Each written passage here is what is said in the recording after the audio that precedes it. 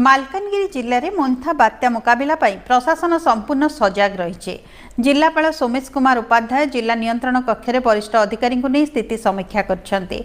जिलार 400 रु अधिक गर्भवती महिला को सुरक्षित स्थान को स्थानांतर कर मालकानगिरी जिले में 13टी अग्निशम दल 3टी ओड्राफ और गोटे एनडीआरएफ दल को नियोजित कर संध्या पर्यंत पाग अनुकूल थिबा बेले किछि समय पूर्व हालुकारू मध्यम धरणर पवन और वर्षा आरंभ हो जाइछे।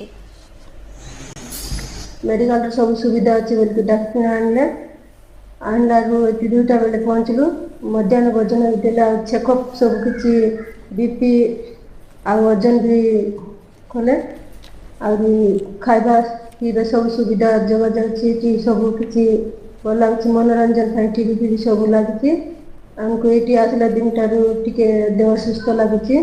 आमर जिला प्रशासन निर्देश क्रमे आसन्न प्रसव जो मैंने अच्छा नियरेस्ट नेक्स्ट 15 दिन भितर जार डेलीवरी डेट अच्छी तो से माँ मानू आम बात्या समय जमी किसी असुविधा न हुए तापाई सेफ कन्फाइनमेंट आम माँ गृह आनिक रखी उपयुक्त जत्न और खाया पीवा दिया होगी।